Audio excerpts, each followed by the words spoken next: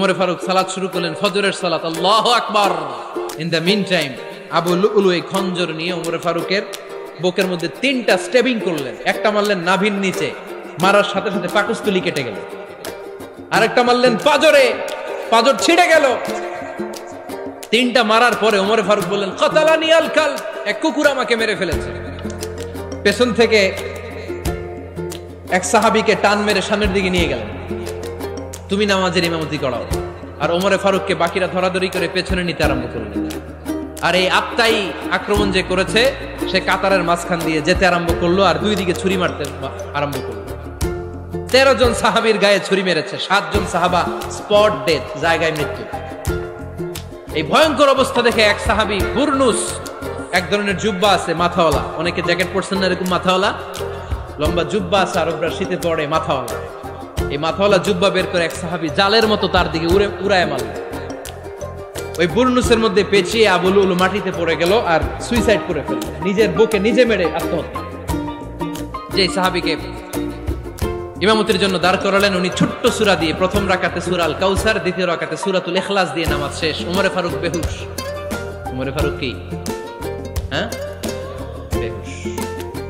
সবাই কান্নাকাটি করতেছে, সবাই দেখতে গেলেন, এখন হুঁশ ফিরে না। মুখের মধ্যে মুখ খুলে রাষ্ট্রের চিকিৎসক মুখের মধ্যে দুধ দিলেন, ওই নাভি দিয়ে দুধ বের হয়ে যায়, পাকস্থলী কেটে ওখান দিয়ে দুধ বের হয়ে যাচ্ছে। তারা বললো ওনারে বাঁচানো সম্ভব না, দেখেন হুঁশ ফিরে কিনা। হুঁশ ফিরলে ওনার পরে কে আমির হবে, উনি যেন প্যানেল ঠিক করে দিয়ে যায়। সবাই তাকিয়েছে ওমরে ফারুকের চোখের দিকে। আল্লাহর মেহেরবানিতে ঘন্টা খানিক পরে উনি চোখ খুললেন। চোখ খোলার পরেই বলেন নাই, ও মা আমি মরে যাই। চোখ খোলার পরে উনি বলেন নাই, কে মারলো আমারে। চোখ খোলার পরে উনি বলেন নাই, আমার পরে নেতা কে হবে। চোখ খোলার পরে সর্বপ্রথম কথাটি ছিল, আসল্লান নাস, আমার নেতৃত্বে যে ফজরের নামাজটা শুরু হয়েছিল এটাকে ঠিক মতো তোরা পড়েছিলি? আমার নেতৃত্বে যে ফজরের জামাত শুরু হয়েছিল সেটা ঠিকঠাক মতো সমাপ্ত হয়েছিল কিনা আগে বল। আসল্লান নাস, নামাজটা হয়েছে কিনা বল। সুবহানাল্লাহ বলতে পারলেন না? This is Omar, hour super hero. নেতা অনেকগুলো লাগে না, এরকম নেতা একটাই যথেষ্ট যে গোটা বিশ্বকে কাঁপায় দিতে পারে। চিল্লায় বলো ঠিক কিনা? বিশ্বনবী মক্কায় বসে বসে তাহাজ্জুদের সালাত পড়ে আল্লাহর কাছে দোয়া করলেন, আল্লাহুম্মা আইজ্জাল ইসলাম বিআহাব্বির রাজুলাইনি ইলাইক। ও আল্লাহ, 2 জন লোকের নাম বলবো, 2 জনের দরকার নেই, এই 2 জনের একজনকে আপনি ইসলামের সুশীতল ছায়া তলে এনে ইসলামকে বিজয় দান করে দেন। মুহূর্তের মধ্যে দোয়াটা কবুল করে নিয়েছে কে? বিশ্বনবী বললেন, আল্লাহ 2 জনের নাম বলবো আজকের দোয়ায়। আবি জাহাল ইবনে হিশাম, হয়তো হিশামের বেটা আবু জাহেলকে আপনি ইসলামের ভিতরে নিয়ে আসেন, কিংবা ওমর ইবনুল খাত্তাব, খাত্তাবের বেটা ওমরকে আপনি ইসলামের ছায়া তলে নিয়ে আসেন। ওমরে ফারুকের জন্য দোয়াটা কবুল করে নিয়েছে কে? মক্কার যে অবস্থা, আল্লাহর হাবিব সাল্লাল্লাহু আলাইহি ওয়াসাল্লাম বুঝলেন মক্কার এই 2 জনের একজন যদি আমার সাথে না থাকে তাহলে মক্কায় দাওয়াতি কাজ চালিয়ে যাওয়া যাবে। আল্লাহরে বললেন, আল্লাহ বেশি চাই না, এই 2 জনের একজন, হয় আবু জাহেল নয় ওমর, হয় আবু জাহেল নয় ওমর। বিশ্বনবী যখন দোয়া করলেন, এই দোয়ার একটা ইমানি ধাক্কা, নুরানি ধাক্কা সাইয়েদনা ওমরে ফারুকের হৃদয়কে স্পর্শ করে ফেলল। দোয়া ইজ লাইক এ মিসাইল। এই যে আমরা দোয়া করি, এটা মিসাইলের মতো। যুদ্ধে মিসাইল হামলা করে না? মিসাইল হামলা করার পরে এই মিসাইল লক্ষ্য বস্তুতে যে ভেদ করে, ঠিক কিনা? তেমনি দোয়ার মতো যদি আপনি দোয়া করতে পারেন, আপনি যেই জন্য দোয়া করেছেন ঠিক ওই জায়গায় যে আপনার দোয়া স্পর্শ করে। সুবহানাল্লাহ পড়বেন না? বিশ্বনবীর দোয়ার মাধ্যমে প্রথমে সাইয়েদনা ওমর ফারুকের হৃদয়ে এক ধাক্কা লাগলো। 2 নম্বরে রব্বুল আলামিন সূরাতুল হাক্কা দিয়ে ওমর ফারুকের হৃদয়ের মধ্যে দিলেন এক ধাক্কা। পড়েন আল্লাহু আকবার। কোরআনের ভেতরে সূরাতুল হাক্কা নামে একটা সূরা আছে না নাই? আল হাক্কাতু মাল হাক্কা ওয়া মা আদরাকা মাল হাক্কা। পড়েন আল্লাহু আকবার। বিশ্বনবী যখন দোয়া করলেন, ওই দোয়া যখন সাইয়েদনা ওমর ফারুকের হৃদয়ে স্পর্শ করলো, সাইয়েদনা ওমর ফারুক সব সময় বিশ্বনবীরে ফলো করতে আরম্ভ করলেন। বিশ্বনবী ডানে গেলে লুকিয়ে লুকিয়ে ওমর ফারুক ডানে যায়, বিশ্বনবী বায়ে গেলে লুকিয়ে লুকিয়ে ওমর ফারুক বায়ে যায়। বিশ্বনবী একবার মসজিদুল হারামে যে নামাজ পড়তে শুরু করলেন, ওমর ফারুক তখন বিশ্বনবীর পিছু পিছু ছদ্মবেশে পেছন থেকে যে বিশ্বনবী কিভাবে নামাজ পড়ে দেখতে শুরু করলেন। বিশ্বনবী ইন দা মিন টাইম এশারা নামাজে আল হাক্কাতুমাল হাক্কা তেলাওয়াত শুরু করে দিলেন। আল হাক্কাতুমাল হাক্কা তেলাওয়াত শুরু করে দিলেন। তেলাওয়াত করতে করতে বিশ্বনবী যখন তেলাওয়াত করতেছে, ওমর ফারুক এরকম দুলতেছে আর মজা পাচ্ছে। ওমিয়া বিশ্বনবীর কণ্ঠ বুঝি আমার মতো কণ্ঠ, আপনার মতো কণ্ঠ, আহমদ বিন ইউসুফের কণ্ঠ, আব্দুল বাসিতের কণ্ঠ না। বিশ্বনবীর গলায় যে কি সুরের ঝংকার আল্লাহ দিয়েছেন, কি সুরের লহরী আল্লাহ দিয়েছেন, একবার যে শুনতো পাগল হয়ে যেত। আল্লাহু আকবার। বিশ্বনবী সূরা হাক্কা মন্ত্রমুগ্ধ তেলাওয়াতে, মন্ত্রমুগ্ধ সুর দিয়ে, মন্ত্রমুগ্ধ কণ্ঠ দিয়ে তেলাওয়াত করতে লাগলেন। এশার সালাতে ওমর ফারুক দুলতে লাগলেন। ওমর ফারুক যত শুনেন অবাক হয়ে যায়, যত শুনেন অবাক হয়ে যায়, যতই শুনে অবাক। কিরে? কারণ তিনি আরবি ভাষা বুঝতেন। এত সুন্দর শব্দের গাঁথুনি, এত প্রাঞ্জল বর্ণনা, এত সুন্দর অন্তমিল, এটা কবিতা না হয়ে পারে না। উনি মনে মনে ভাবলেন এটা মনে হয় কবিতা। It might be poem, it could be poem. Muhammad মনে হয় কবি হয়ে গেছে, তার কাব্য প্রতিভা দিয়ে সে এটা বানিয়েছে। তা না হলে এত সুন্দর কথা, এটা কবিতা না হয়ে পারে। ইন দ্য মিন টাইম বিশ্বনবী কিন্তু দেখতেছে না যে পেছনে ওমর। বিশ্বনবী তেলাওয়াত করছিলেন। ইন দ্য মিন টাইম বিশ্বনবী পড়ছিলেন ওমা হুয়া বিকাউলি শাইরিন কলিলাম মা তুমিনুন।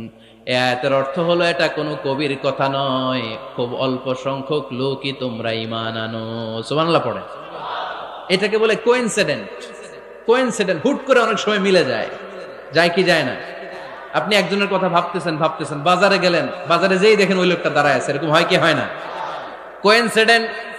ওমর ফারুক মনে মনে যেটা ভাবতেছে ওই কথা দিয়ে বিশ্বনবী তেলাওয়াত করতেছে। আল্লাহু আকবার। বিশ্বনবী যে আয়াত তেলাওয়াত করছিলেন, আয়াতের অর্থ হলো এটা কোনো কবির বানানো কবিতা না, খুব অল্প সংখ্যক লোকই তোমরা ঈমান আনো। ওমর ফারুক আটকে উঠলেন, থমকে দাঁড়ালেন। ঘটনা কি? আমি মনে মনে ভাবলাম, কি এত সুন্দর কথা, এটা তো মানুষের কথা হতে পারে না, এটা নিশ্চয়ই কবিতা, কবির কথা। কিন্তু মুহাম্মদ এখন আবার পড়তেছে ওমা হুয়া বিকাউলি শাইর, এটা কোনো শায়েরের, কবির কথা নয়। কলিলাম মা তুমিনুন, অল্পই তোমরা ঈমান আনো। তার মানে আমার মনে যা চলে মুহাম্মদ এটা টের পায়। মুহাম্মদ গণক। নাউজুবিল্লাহ পড়বেন না? মুহাম্মদ অনেক বড় মাপের একজন গণক। মানুষের হৃদয়ে কি চলে, মনে মনে কি ভাবে, মুহাম্মদ না দেখেও বলে দিতে পারে। ইন দা মিন টাইম বিশ্বনবী পরের আয়াতে পড়লেন ওয়ালা বিকাউলি কাহিনিন কলিলাম মা তাযাক্কারুন। এই আয়াতের অর্থ হলো এটা কোনো গণকের বানানো গণনা নয়, খুব অল্প সংখ্যক লোকই তোমরা উপদেশ হিসেবে এটাকে মানো। সুবহানাল্লাহ পড়েন। এবার আর ওমর ফারুকের সহ্য হয় না, কি আজীব তামাশা। প্রথমে মনে করলাম কবিতা, মোহাম্মদ কয় কবি না, সে কবি না, এটা কবিতা না। তারপর ভাবলাম সে গণক, সে আয়াত পরে পরে বলে দিল এটা গণনা নয়, তাহলে এটা কি? এটা কি কবিতাও না, গণনাও না, তাহলে এটা কি? বিশ্বনবী তখন বললেন তানজিলুম মির রাব্বিল আলামিন। সুবহানাল্লাহ পড়েন। পরের আয়াত ছিল তানজিলুম মির রাব্বিল আলামিন। এটা দুনিয়ার কোনো কবির বানানো কবিতা না, এটা কোনো গণকের গণনা না, এটা কোনো সাহিত্যিকের বানানো সাহিত্য নয়, এটা মহাবিশ্বের পরিচালক রব্বুল আলামিনের কাছ থেকে পাঠানো কিতাব কোরআন। সূরা হাক্কার ধাক্কায় ওমর ফারুক কাইত। প্রথমে ধাক্কাটা লাগলো যে দোয়া। বিশ্বনবী তাহাজ্জুদে কেঁদে দোয়া করলেন, আল্লাহ হয় আবু জাহেল রে দিবা, নাইলে ওমর রে দিবা। ওই দোয়া ওমর ফারুকের হৃদয়ে ছোঁয়া লেগেছে। এরপরে হাক্কা, সূরাতুল হাক্কা দিয়ে দিলে এক ধাক্কা। এই ধাক্কা খেয়ে উথাল পাথাল হৃদয়ের মধ্যে, হায় রে এ কি বাণী, এ কেমন কথা, কে মুহাম্মদ? তারপরও শয়তানের ওয়াসওয়াসা আছে না নাই? আল্লাহ বলে যতই ওয়াসওয়াসা ওমরকে দেয়া হোক, আমি ওমরে ফারুককে এই মুসলিম উম্মাতের সেনাপতি বানিয়ে ছাড়বো, আমি সেনাপতি বানাবো। এবার 3 নাম্বার ডোজ। ডাক্তারের কাছে গেলে প্রথমে দেখবেন সিম্পল ডোজ দেয়, নরমাল ওষুধ, এটাতে কাজ না হলে ডোজ বাড়ায়, একেবারে কাজ না হলে অ্যান্টিবায়োটিক মারে, আছে না নাই? আল্লাহ প্রথমে দোয়ার ছোঁয়া লাগালেন, তারপর সূরা হাক্কা দিয়ে ধাক্কা মারলেন, এরপরে রব্বুল আলামিন বলেন এবার 3 নাম্বার ডোজ সূরা তহা দিয়ে আমি তোমার হৃদয়টারে উজালা বানায় দেব রে ওমর। শয়তান ওদিক দিয়ে ওয়াসওয়াসা, খেলা দুই দিক থেকে চলতেছে। আল্লাহ তাআলা হেদায়েতের রাস্তায় টানছে, শয়তান জাহান্নামের দিকে টানছে। ঘোষণা দেয়া হলো মক্কায়, মুহাম্মদের মাথা কেটে এনে দিলে এত এত স্বর্ণ মুদ্রা দেয়া হবে। ওমরে ফারুক রাজি হয়ে গেলেন, নাঙ্গা তলোয়ার নিয়ে বিশ্বনবীর মাথা কাটার জন্য ছুটলেন। নাউজুবিল্লাহ পড়বেন না? বনু জাহরা গোত্রের এক লোক বলে, আইনা ইয়া ওমর, কই যাও? মুহাম্মদের মাথা কাটতে যাই। আরে মুহাম্মদের মাথা কাটতে যাও? তোমার বোন ফাতিমা বিনতে খাত্তাব আর তোমার বোন জামাই সাঈদ কদ সাবা, এরা তো ধর্ম ত্যাগ করে ফেলছে, এটা তো আমাদের ধর্ম ত্যাগ করে মুহাম্মদের ফলোয়ার হয়ে গেছে। আগে ওমর ঘর সামলাও, পরে মুহাম্মদের মাথা কাটতে যেও। ওমরে ফারুক অবাক হয়ে গেলেন, তলোয়ার নিয়ে বিশ্বনবীর দিকে না যে নিজের বাড়ির দিকে চলে গেলেন। বিশ্বনবীর আপন বোন ফাতিমা বিনতে খাত্তাব, বোন জামাই সাঈদ আর খাব্বাব রাদিয়াল্লাহু তাআলা আনহু তিনজন মিলে সূরা তহা তেলাওয়াত করছিলেন। পড়েন সুবহানাল্লাহ। মক্কায় লুকিয়ে লুকিয়ে দাওয়াত হতো। খাব্বাব রাদিয়াল্লাহু তাআলা আনহু একটা চামড়ার ফলকের মধ্যে সূরা তহার কয়েকটা আয়াত এনে ওমরে ফারুকের বোন আর বোন জামাইকে শিক্ষা দিচ্ছে, ট্রেনিং দিচ্ছে। সুবহানাল্লাহ পড়েন। লুকিয়ে লুকিয়ে ওমরে ফারুক যখন ঘরে চলে আসলেন, এরা তটস্থ হয়ে গেল। সাইয়েদনা খাব্বাব বিছানার তলায় লুকিয়ে গেলেন। ওমরে ফারুক বললেন, দরজা খোলো। ফাতিমা বিনতে খাত্তাব দরজা খোলার পরে নির্মম ভাবে সাইয়েদনা ওমর রাদিয়াল্লাহু তাআলা আনহু বোনের গায়ে আঘাত শুরু করে দিল। বোন জামাইকে আহত করতে শুরু করলো আর বলতে শুরু করলো, তোরা পাগল হলি কেন? কি আছে ওই মুহাম্মাদের মধ্যে? কি জাদু নিয়ে এসেছে? সে যাই বলে লোকজন পাগল হয়ে যায়, সবাই তার উপর কালিমা পড়ে ঈমান এনে ফেলে। কি এমন জিনিস তোদের কাছে আছে যেটা দেখে মুহাম্মদকে তোরা ভালোবাসলি? কি আছে? কি পড়তেছিলি আমারে দেখা। ফাতেমা বলে, ইন্নাকা রিজসুন লা ইয়ামাসসুহু ইল্লাল মুতাহহারুন। ও আমার ভাই ওমর, তুমি নাপাক। তুমি কি? লা ইয়ামাসসুহু ইল্লাল মুতাহহারুন, পবিত্রতা অর্জন না করে এই কোরআন ধরা যায় না। সুবহানাল্লাহ পড়েন। উমরে ফারুক গোসল করে আসলেন, কারণ ধাক্কা তো আগে কয়েকটা খাইছে। কথা বুঝেন নাই বোধহয়? প্রথমে দোয়ার ধাক্কা, পরে কোন সূরা দিয়ে ধাক্কা? হাক্কা দিয়ে ধাক্কা। 3 নম্বরে এখন আরেকটা ধাক্কা খাবে। গোসল করে আসলেন। ফাতিমা বিনতে খাত্তাব বললেন, গোসল যখন করে এসেছেন, এই নেন। উমরে ফারুক এবার চামড়ার কাপড়ের মধ্যে সূরা তহার প্রথম আয়াতের দিকে নজর করলেন। নজর করেই কোরআনের প্রেমে পড়ে গেলেন। পড়েন সুবহানাল্লাহ। উমরে ফারুক পড়তে আরম্ভ করলেন, তহা মা আনজালনা আলাইকাল কুরআনা লিতাশকা ইল্লা তাযকিরাতাল লিমান ইয়াখশা তানজিলাম মিম্মান খালাকাল আরদা ওয়াস সামাওয়াতিল উলা। সুবহানাল্লাহ পড়েন। উনি পড়তে আরম্ভ করলেন, তহা মা আনজালনা আলাইকাল কুরআনা লিতাশকা, এই কোরআনকে আমি তোমাদের হতভাগ্য জাতি হিসেবে দুনিয়ায় থাকার জন্য পাঠাই নাই। এটা রব্বুল আলামিনের পক্ষ থেকে এসেছে। যারা রবকে ভয় করে তাদের জন্য আছে উপদেশ। যিনি আকাশ বানিয়েছেন, জমিন বানিয়েছেন, ওই আল্লাহ তাআলা নিজেই এই কোরআন পাঠিয়েছে। আওয়াজ করে পড়তে হবে, আল্লাহু আকবার। উনি খুব ভালো আরবি জানতেন। সূরা তহা পড়ার পরে আর ধৈর্য ধারণ করতে পারে না। ওমরে ফারুক ছোট্ট বাচ্চার মতো কান্না শুরু করে দিলেন। আল্লাহু আকবার। সূরা তহাটা হাতে নিয়ে, তলোয়ারটা হাতে নিয়ে বিশ্বনবীর দিকে ছুটতে আরম্ভ করলেন। আইনা মুহাম্মদ, কোথায় মুহাম্মদ? তোমরা আমাকে মুহাম্মাদের কাছে নিয়ে চলো। বিশ্বনবী তখন সাফা পাহাড়ের পাদদেশে দারুল আরকাম ইবনে আলকামের ঘরে লুকিয়ে লুকিয়ে কোরআনের দাওয়াত দিতেন। ওমরে ফারুককে পাগলের মতো ছুটে আসতে দেখে বিশ্বনবীর চাচা হামজা ইবনে আব্দুল মুত্তালিব বলল, নবী আপনি পালান। ওই যে খাত্তাবের বেটা ওমর আপনাকে অপমান করার জন্য, আক্রমণ করার জন্য তেরে এসেছে। সাহাবীরা বললেন, নবী আপনি পালিয়ে যান, আমরা সামাল দেব। বিশ্বনবী বললেন, না আমি পালাবো না, বরং তোমরা সরে যাও। ওমর ইবনুল খাত্তাবকে আমার দরবার পর্যন্ত আসতে দাও। আমার তো মনে হচ্ছে ওই যে তাহাজ্জুদের নামাজ শেষে চোখের পানি ছেড়ে যে আমি আল্লাহর কাছে দোয়া করেছি, আজকে আমার ওই দোয়াটা কবুল হতে শুরু করেছে। আমার তো মনে হচ্ছে আমার দোয়া কবুল হবে, আসতে দাও। ওমর ফারুক এসে বললেন, আশহাদু আল্লা ইলাহা ইল্লাল্লাহ ওয়া আশহাদু আন্না মুহাম্মাদান আবদুহু ওয়া রাসূলুহু। আমি সাক্ষ্য দিলাম আল্লাহ ছাড়া কোনো ইলাহা নাই, নিশ্চয় আপনি আল্লাহর প্রেরিত বান্দা এবং রাসূল। পড়েন সুবহানাল্লাহ। ওমর ফারুক যখন কালিমা শাহাদা পড়ে মুসলমান হয়ে বিশ্বনবীর হাতে হাত রাখলেন, মুসলিম সাহাবীদের মধ্যে খুশি আর আনন্দের বন্যা বয়ে গেল। মুসলিম হাতে গোনা সাহাবারা আল্লাহর প্রশংসা করলেন। বিশ্বনবী সাইয়েদনা ওমর ফারুককে জড়িয়ে ধরলেন। ওমর ফারুক এবার বিশ্বনবীরে বললেন, নবী গো, আলাসনা আলাল হক, আমরা কি সত্যের উপরে আছি নাকি আমরা ভুলের উপরে আছি? বিশ্বনবী বললেন, বালা নাহনু আলাল হক, আমরাই সত্যের উপরে আছি। সুবহানাল্লাহ পড়েন। আলাসনা আলাল হক, নবী আমরা কি সত্যের উপরে নাই? হ্যাঁ অবশ্যই ওমর, তুমি সত্যের উপরে আছো। ওমরে ফারুক বললেন, তাহলে ফাফিমাল ইখতিফা, তাহলে লুকায় লুকায় আর দাওয়াত দেব কেন? আমি তো কালিমা পড়ে ফেলছি, আসেন আমার সাথে বের হই। ফাফিমাল ইখতিফা, আর লুকায় লুকায় কেন? আসেন আমরা বাইরে বের হই।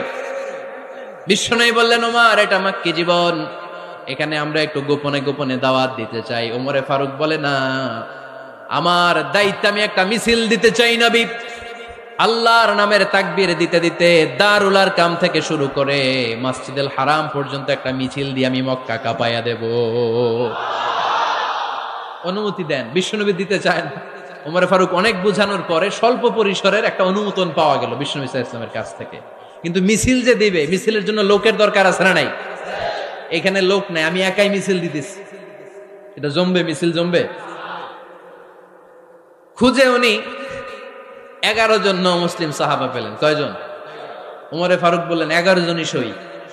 এই 11 জন নিয়েই আমি আল্লাহর নামের তাকবীর দিব। 2 লাইন করলেন। কয় লাইন? 2 লাইন। পেছনে 6 জন, আর এই লাইনের নেতা বানালেন বিশ্বনবীর চাচা হামজাকে রাদিয়াল্লাহু তাআলা আনহু। আর সামনে 5 জন, তার আগে দাঁড়ালেন উনি নিজেই। তাহলে 6 6 12। বললেন, এই 2 লাইনই আমরা তাকবীর দিতে দিতে, বেশি না, এই দারুল আরকামের ঘর থেকে, আপনারা জানেন যে সাফা মারোয়া এখন যে সাই হয়, এই সাফার পাদদেশে ছিল দারুল আরকামের ঘর। উনি বললেন, এখান থেকে ওই যে কাবার গিলাফ দেখা যায়, কাবার গিলাফ পর্যন্ত আমরা এই তাকবীর নিয়ে ওখানে যাব। সুবহানাল্লাহ পড়বেন না? ওখানে উনি দাঁড়িয়ে ছোট্ট একটা ভাষণ দিয়েছিলেন। উনি বলেছিলেন, মান আরাদা আন তাসকুলা উম্মু ওয়া ইয়াতামা ওয়ালাদু ওয়া তারমিলা যাওজাতুহু ফালিয়াসুদ্দানি। খেয়াল করে শুনেন, কান দুইটা খরগোশের কানের মতো খাড়া করেন। উনি এক বাক্যের একটা ভাষণ দিলেন। ভাষণ দিতে জানলে বড় ভাষণ দেয়া লাগে না। এক বাক্যের ভাষণ দিয়ে গোটা বিশ্বকে ঝাঁকুনি মারা যায়। চিল্লায় বলো ঠিক কিনা? ওমরে ফারুক এক বাক্যের একটা ছোট্ট ভাষণ দিলেন। মান আরাদা আন তাসকুলা উম্মু, কে আছো মায়ের এই মক্কায়, কে আছো মায়ের বুক খালি করতে চাও?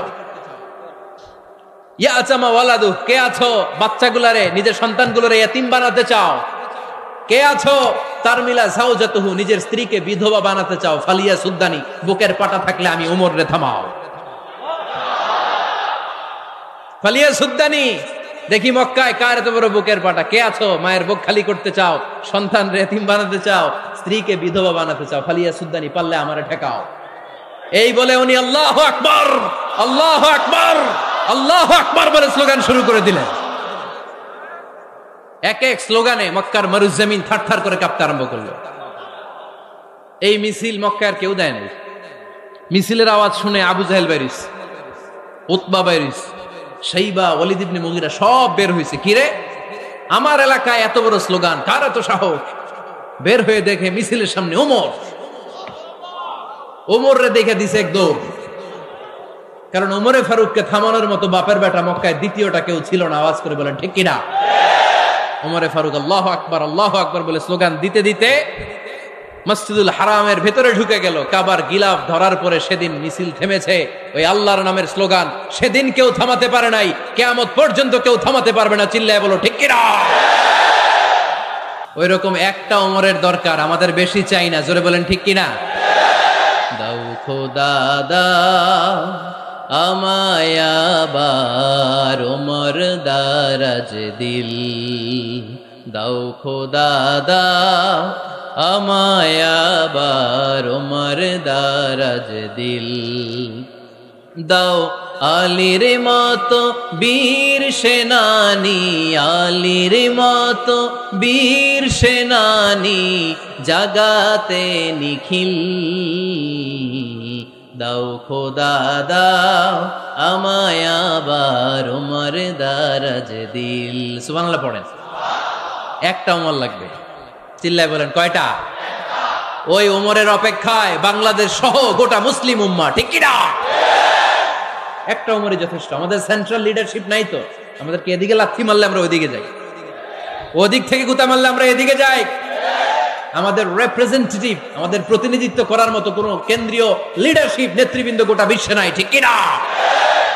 আমরা সেই ওমরে ফারুকের অপেক্ষায়, আমরা সেই ইমাম আল মাহাদির অপেক্ষায়। এই ওমরে ফারুক আমাদের মডেল, ঠিক কি না? থার্ড ইন পজিশন এই পুরা উম্মতের মধ্যে ওনার পজিশন নাম্বার 3। 1 নাম্বার পজিশন বিশ্বনবীর, কার? 2 নাম্বার পজিশন কার? আবু বকর। 3 নাম্বার পজিশন কার?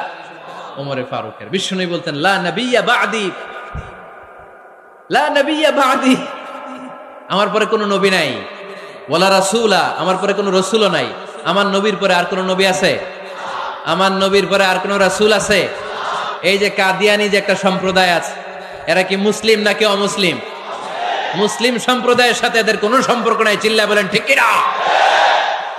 এরা যদি মুসলমান হতে চায়, আমার নবী দ্য লাস্ট মেসেঞ্জার বিশ্বনবীকে খাতামুন নবী হিসেবে সংবাদ সম্মেলন করে গোটা বিশ্বকে জানায় দিতে হবে, তারপরে তাদেরকে আমরা মুসলিম হিসেবে স্বীকৃতি দিব, চিল্লায় বলেন ঠিক কি না? তা না হলে তারা কোন ধর্মের এটাকে জানায় দিতে হবে। No inferiority complex, no identity crisis. Identity ক্রাইসিসে থাকা যাবে না, আপনারা কোন ধর্মের এটা জানায় দেন। আপনারা বিশ্বনবীরও শেষ নবী মানবেন না, আবার মুসলিম বলেও নিজেদেরকে ট্যাগ লাগাতে চাইবেন। সাধারণ মুসলমানরা এটা এই ধোঁকাবাজি মানে না, চিল্লায় বলেন ঠিক কি না? আমার নবীর পরে কোনো নবী নাই, আমার রাসূলের পরে কোনো রাসূল নাই, ঠিক কি না? আল্লাহর হাবিব বলতেন লাউ কানা বা'দি নাবিয়্যুন লাকানা উমর, তবে আমার পরে যদি নবী হওয়ার যোগ্যতা কারো থাকে, আমার ওমরের ওই যোগ্যতা আছে। সুবহানাল্লাহ পড়েন। প্রভু তুমি বলেছো রাসূল দেবে না, বলনি দেবে না ওমর, বলনি দেবে না হামজা তারি, খালিদ বিজয় সম, তুমি বলেছো রাসূল দেবে না। সুবহানাল্লাহ পড়েন। এজন্য আমরা একটা ওমর চাই। কয়টা? বেশি লাগবে? নেতার মতো নেতা কয়টা লাগে? জোরে বলেন কয়টা?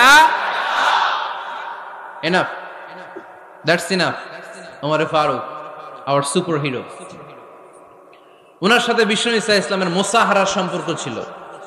ওমরে ফারুক যে বিশ্বনবীর শ্বশুর, এটা অনেকে জানেই না। ওমরে ফারুক রাদিয়াল্লাহু তাআলা আনহু বিশ্বনবীর শ্বশুর ছিলেন, এটা আজকে নতুন শুনছেন। কে কে হাত তোলেন? দেখছেন হুজুর? সঠিক বলছি না আমি? অনেকে আমরা জানি না। মাশাআল্লাহ, জানতে লজ্জা নাই, শিখতে লজ্জা নাই। লজ্জা হচ্ছে অজ্ঞতায় আর মূর্খতায়, ঠিক কি না? আমরা শিখতে রাজি আছি। যে কথা বলে আমরা তার ছাত্র। আমার আগে হুজুর কথা বলতেছিলেন, আমরা ছিলাম ছাত্র। এখন আমি কথা বলতেছি, এখন আমরা সবাই হয়ে গেছি ছাত্র, ঠিক কি না? যিনি বলেন তিনি শিক্ষক, বাকিরা আমরা ছাত্র, ঠিক কি না?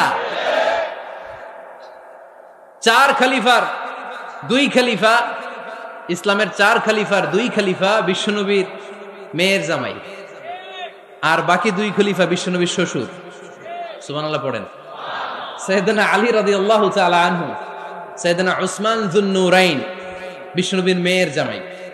উসমান রাদিয়াল্লাহু তাআলা আনহুর কাছে বিশ্বনবী 2 মেয়েকে বিয়ে দিয়েছিলেন। একজন মারা যাওয়ার পরে আরেকজন। বিশ্বনবী বলেছেন এরপরে আরেকটা থাকলে ওইটারও বিয়ে দিতাম। সুবহানাল্লাহ পড়বেন না? 2 জন ছিল মেয়ের জামাই আর 2 জন ছিল শ্বশুর। সাইয়েদনা আবু বকর শ্বশুর, বিশ্বনবীর স্ত্রী আম্মাজান আয়েশা রাদিয়াল্লাহু তাআলা আনহার বাবা। বিশ্বনবীর স্ত্রী আম্মাজান হাফসা রাদিয়াল্লাহু তাআলা আনহার বাবা ছিল সাইয়েদনা ওমরে ফারুক। চিল্লায় পড়েন আল্লাহু আকবার। জানো তো পজিশন না? সাইয়্যিদু কুহুলিল জান্নাহ, জান্নাতে যত নারীরা যাবে, নারীদের সর্দারিনী হবে সাইয়্যিদাতুনা ফাতেমা রাদিয়াল্লাহু তাআলা আনহা।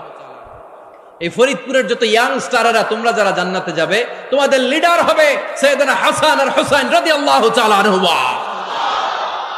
আর বয়স্ক মুরব্বীরা যারা জান্নাতে ঢুকবেন, আপনাদের লিডার হবে সাইয়েদনা আবু বকর আর সাইয়েদনা ওমর ফারুক রাদিয়াল্লাহু তাআলা আনহু। সুবহানাল্লাহ পড়তে পারলেন না? ওমর ফারুক এটা সাধারণ কোনো ক্যারেক্টারিস্টিক্স নয়, ওনাকে আল্লাহ তাআলা নলেজও দিয়েছেন, আবার দিনদারিও দিয়েছেন। আমার দিনী ভাইয়েরা খেয়াল রাখবেন, কোন আলেমের মধ্যে বা কোন নেতার মধ্যে যদি এই দুইটার সমন্বয় আপনি পান, যে তার জ্ঞানও আছে আবার দিনদারিও আছে, he belongs the knowledge and he belongs the তাকওয়া, সে গোটা বিশ্বকে জয় করে ফেলবে। ঠিক কিনা? যার মধ্যে জ্ঞান আছে, যার মধ্যে তাকওয়া আছে, তারে কেউ থামায় রাখতে পারে? ওমরে ফারুককে এই দুই নেয়ামত দিয়ে ধন্য করেছে কে? সহিহ বুখারীর বর্ণনা, বিশ্বনবী সাহাবীদের সামনে একটা স্বপ্নের কথা বলছেন। বিশ্বনবী বললেন, আমি স্বপ্নে দেখলাম আমার আঙ্গুলের ফাঁকা থেকে দুধ বের হচ্ছে, আমি তৃপ্তি সহকারে দুধ খেলাম। খাওয়ার পরে দেখলাম আঙ্গুলের মধ্যে একটু দুধ লেগে আছে। আমার আঙ্গুলে অতিরিক্ত লেগে থাকা দুধটা আমি ওমরে ফারুকের মুখের মধ্যে লাগিয়ে দিলাম। সাহাবারা বললেন, ইয়া রাসূলুল্লাহ, ইয়া হাবিবাল্লাহ, মাযা আওয়ালতা বিহি, এই স্বপ্নের আপনি কি ব্যাখ্যা করলেন, আমরা তো বুঝলাম না। বিশ্বনবী বললেন, আওয়ালতু বিহি আল ইলম, আমি এই দুধ দিয়ে জ্ঞানের ব্যাখ্যা করেছি, কারণ ওমরকে আল্লাহ যেই জ্ঞান দিয়েছে গোটা বিশ্বের কাউকে এত জ্ঞান দেয় না। এজন্য স্বপ্নে যদি কেউ দেখেন যে আপনি দুধ খাচ্ছেন, তার মানে আল্লাহ তাআলা আপনার জ্ঞান বাড়ায় দিবে। ওমরে ফারুককে দুধ খেয়ে অতিরিক্ত দুধের অংশটা বিশ্বনবী আবু বকর রাদিয়াল্লাহু তাআলা আনহুর মুখে দেন নাই, সাইয়েদনা উসমানের মুখে দেন নাই, আলী রাদিয়াল্লাহু তাআলা আনহুর মুখে দেন নাই। স্বপ্নে ওই অতিরিক্ত লেগে থাকা দুধটা বিশ্বনবী ওমরে ফারুকের ঠোঁটের মধ্যে লাগিয়ে দিয়েছেন। এই হাদিস থেকে প্রমাণ হয় আল্লাহ তাআলা জ্ঞানের নেয়ামতে সাইয়েদনা ওমরে ফারুককে ধন্য করেছেন। আবার বুখারীর বর্ণনা, বিশ্বনবী সাল্লাল্লাহু আলাইহি ওয়াসাল্লাম আরেকটা স্বপ্নের বর্ণনা দিচ্ছেন। তিনি বললেন, তোমাদের সবাইকে স্বপ্নে আমার সামনে দাঁড় করানো হলো। আমি দেখলাম তোমাদের কারো জুব্বা নাভি পর্যন্ত, কারো জুব্বা হাঁটু পর্যন্ত, কারো জুব্বা টাকনু পর্যন্ত। ওমরে ফারুককে যখন স্বপ্নে আমার সামনে দাঁড় করিয়ে দেয়া হলো, আমি দেখলাম ওমরের জুব্বা এত লম্বা, ওমর টেনে হিচড়ে তার জুব্বা নিয়ে সামনে হেঁটে যাচ্ছে। সাহাবারা বললেন, ফামাযা আওয়ালতা বিহি ইয়া রাসূলুল্লাহ, ও আল্লাহর রাসূল, এই স্বপ্ন দিয়ে আপনি কি বুঝাতে চাইলেন, আমরা কিছু বুঝলাম না। বিশ্বনবী বললেন, আউয়ালতু বিহি আদ-দীন, আমি এই হাদিসের দ্বারা দিনের ব্যাখ্যা করলাম, যার জামা যত লম্বা তার দিনদারি তত বেশি। সুবহানাল্লাহ, আসতে পড়েন। স্বপ্নে দেখলেন কোন সাহাবীর জুব্বা নাভি, কোন সাহাবীরটা হাঁটু, কারোটা টাকনু, কিন্তু ওমরে ফারুকের জুব্বা এত লম্বা, ইয়াজুরু সাওবাহু, তিনি তার জুব্বা টেনে হিচড়ে যাচ্ছেন। বিশ্বনবী বললেন, এটা দ্বারা আমি দিন, আমি তাকওয়া, দিনদারি, তাকওয়া, এটার ব্যাখ্যা করেছি। তার মানে ওমরে ফারুকের তাকওয়ার সামনে সব তাকওয়া পানি হয়ে যাবে। কোন সুবহানাল্লাহ। আল্লাহ তাআলা সাইয়েদনা ওমরে ফারুককে দিনের জ্ঞান দিয়েছেন, তাকওয়া দিয়েছেন। যুবক ভাইয়েরা, যাকে আল্লাহ তাআলা দিনের জ্ঞান দেয়, যাকে আল্লাহ তাআলা তাকওয়ার এই গুণ দিয়ে সমৃদ্ধ করে, তার জন্য গোটা বিশ্বের সব দরজাগুলোকে ওপেন করে দেয় কে? কত বড় মুত্তাকি ছিলেন সাইয়েদনা ওমরে ফারুক। মদিনার সমাজে কয়জন মুনাফিক ছিল বিশ্বনবী ছাড়া কেউ বলতে পারতেন না। বিশ্বনবী কোন সাহাবীকে মুনাফিকদের লিস্ট দিয়ে যান নাই, একজন সাহাবী ছাড়া। দেখি কেউ বলতে পারেন কিনা ওই সাহাবীর নাম? কি নাম? হুযায়ফা ইবনুল ইয়ামান রাদিয়াল্লাহু তাআলা আনহু। উনাকে বলা হতো সাহিবু সিররি রাসূলিল্লাহ, আল্লাহ রাসূল সাল্লাল্লাহু আলাইহি ওয়াসাল্লামের গোপন তথ্যের ধারক বাহক। সুবহানাল্লাহ পড়বেন না? বিশ্বনবী ইন্তেকালের আগে মদিনার সমাজে মোট কয়জন মুনাফিক আছে, এই তথ্য আবু বকরকে বলেন নাই, ওমর রাদিয়াল্লাহু তাআলা আনহুকে বলেন নাই, উসমান রাদিয়াল্লাহু তাআলা আনহু, আলী রাদিয়াল্লাহু তাআলা আনহু, আশারাতুল মুবাশশিরিনা বিল জান্নাহ কোন সাহাবীকে বলেন নাই। শুধুমাত্র কেবলমাত্র একমাত্র হুযায়ফা ইবনুল ইয়ামান রাদিয়াল্লাহু তাআলা আনহুর কাছে মুনাফিকদের লিস্টে বিশ্বনবী দিয়ে গিয়েছেন। সুবহানাল্লাহ পড়েন। মদিনায় কারা কারা মুনাফিক কেউ জানতো না, হুযায়ফা ছাড়া। কে ছাড়া? নামটা আজকে মুখস্থ করেন, যাতে অন্য কোনো ওয়াজে কেউ জিজ্ঞেস করলে বলতে পারেন। মুনাফিকদের লিস্ট যে সাহাবীর কাছে বিশ্বনবী দিয়ে গিয়েছিলেন, সাহাবীর নাম কি? নাম? নামটা কেমন লাগে? ভাল লাগে? অনেকে আমারে জিজ্ঞেস করে, হুজুর আমার ছেলে হবে আগামী মাসে, একটা নাম দেন। নাম দিয়ে দিলাম হুযায়ফা। যাদের হবে ছেলে, এলাকায় যাদের নেক্সট কয়েক মাসে ছেলে হবে, খালি হুযায়ফা চলবে। কি চলবে? ভাল লাগে নামটা? ভাল লাগে, রাইখেন, অনেক সুন্দর নাম। উনি জানতেন মুনাফিক কারা। দেখেন ওমরে ফারুকের তাকওয়ার লেভেলটা কত হাই। ওমরে ফারুক একদিন হুযায়ফা রাদিয়াল্লাহু তাআলা আনহুর কাছে গেলেন, যে বললেন, হুযায়ফা, বিশ্বনবী ইন্তেকালের আগে মুনাফিকদের নামের লিস্টটা কারো কাছে দেয় নাই, আমার জানা নাই, সাইয়েদনা আবু বকরের জানা নাই, কোন সাহাবীর জানা নাই, তুমি ছাড়া। আমি তোমার কাছে জানতে চাই, আমি ওমরের নামটা ওই মুনাফিকদের খাতায় আছে কিনা আমার একটু বলো। আমার ওমরের নামটা ওই মুনাফিকদের লিস্টিতে একটু আছে কিনা, নামটা একটু বলো। যদি থাকে আমি ভালো হয়ে যাব, আমি নেফাকি দূর করে পাক্কা মুমিন হতে চাই। আমার নাম যদি মুনাফিকের লিস্টে থাকে আমি তো শেষ। হুযায়ফা চোখের পানি ছেড়ে দিয়ে বলে, আমিরুল মুমিনিন, কেমন প্রশ্ন করলেন আপনি? আপনি বিশ্বনবীর শ্বশুর, এই উম্মতে আপনার পজিশন 3 নাম্বার। আপনারে মুনাফিকরা ভয় পায়, শয়তান আপনারে ভয় পায়। আপনি জান্নাতে সব বয়স্ক লোকদেরকে নিয়ে জান্নাতের মধ্যে আগে আগে ঢুকবেন, কেমন করে মুনাফিকদের কাতারে আপনার নাম থাকতে পারে ওমর? সুবহানাল্লাহ পড়ে।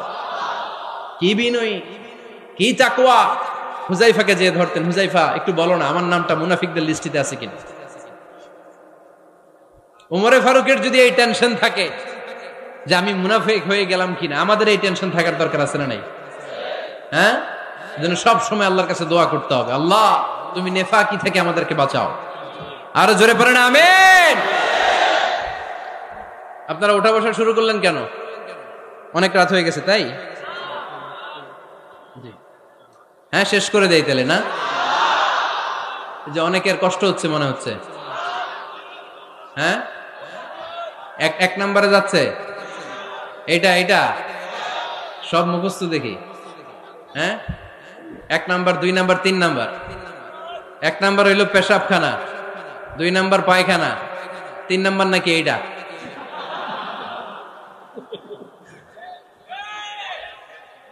আছে না নাই?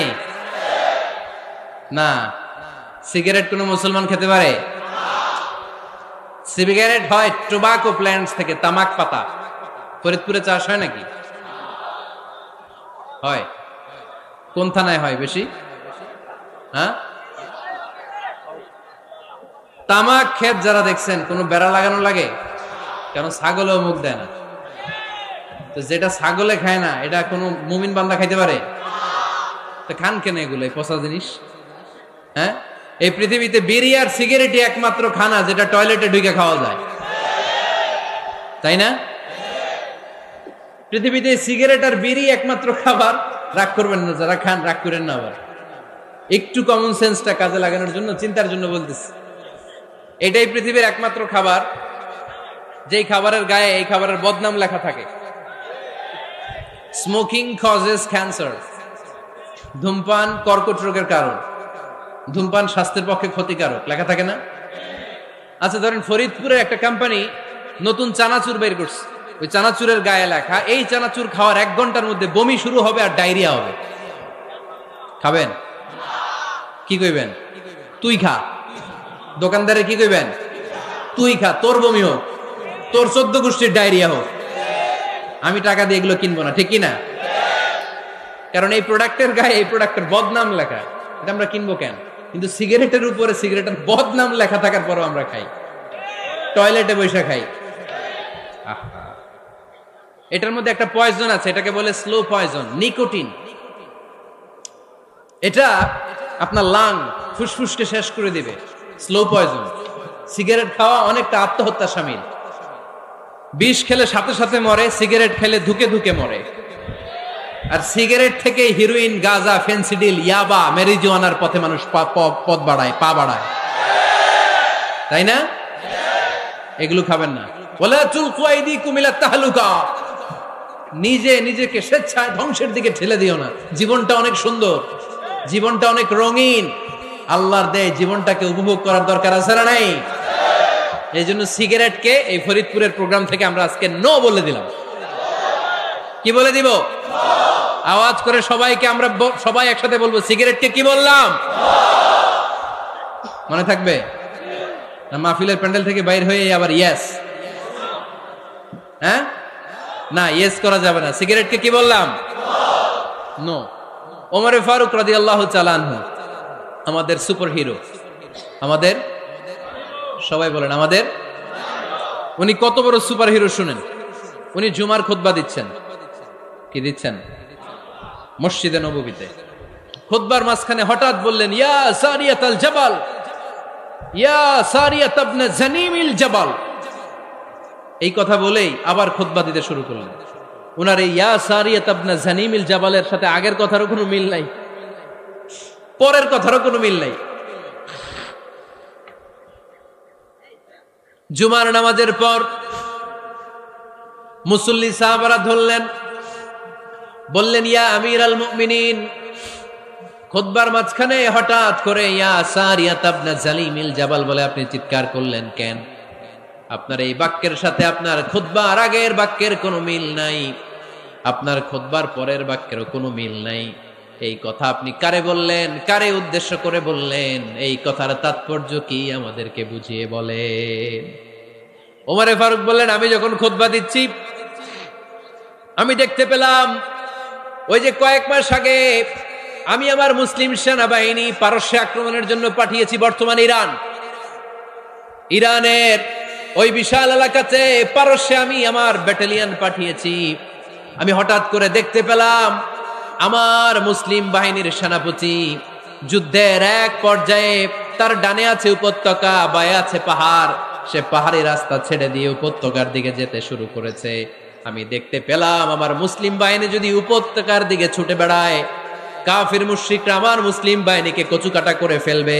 তাই আমি এখান থেকে তাদেরকে কমান্ড দিয়ে বলেছি, ইয়া সারিয়াতাল জাবাল, উপত্যকার দিকে নয় পাহাড়ের দিকে যাও, তাহলেই তোমাদের বিজয় নিশ্চিত হয়ে যাবে। উপত্যকার দিকে যেও না, ইলাল জাবাল, ইলা সারিয়াতিল জাবাল, পাহাড়ের দিকে ছোট। সাহাবারা অবাক, ঘটনা কি? উনি বসে আছেন মদিনায় মসজিদে নববীর মিম্বারে দাঁড়িয়ে, উনি যদি ইয়া সারিয়াতাল জাবাল বলে এটা কি ইরানে যাবে নাকি? ও মিয়া, তখনকার সময়ে বর্তমানের মতো মোবাইল ছিল নাকি? ইন্টারনেট ছিল নাকি? কিছু ছিল? খালি মুখে আমি যদি বলি ইয়া সারিয়াতাল জাবাল, এটা ইরানে যাবে? ইন্ডিয়ায় যাবে? ঢাকায় তো যাবে না, ফরিদপুর শহরেই তো বসবে না, ঠিক কিনা? কিন্তু এটা আমিরুল মুমিনিন বিশ্বাসী সাহাবারা বিশ্বাস করে নিল। কিছু মুনাফিক ছিল, এরা কয় না ঝামেলাস, এটা তো সম্ভব না। এক কাজ করি, এই সেনাপতি যখন বিজয়ী বেশে মদিনায় ফিরে আসবে আর আমরা ধরব। এরা দিন গুনতে লাগলো, এই সেনাপতি মুসলিম বাহিনী নিয়ে পারস্য জয় করে কবে ফিরে আসবে।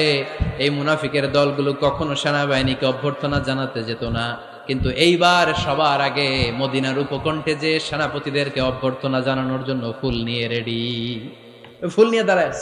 সেনাপতি ঢুকার সাথে সাথে ধরছে, এই সেনাপতি কোত্থেকে আসছে? কয় পারস্য জয় করে আসছে।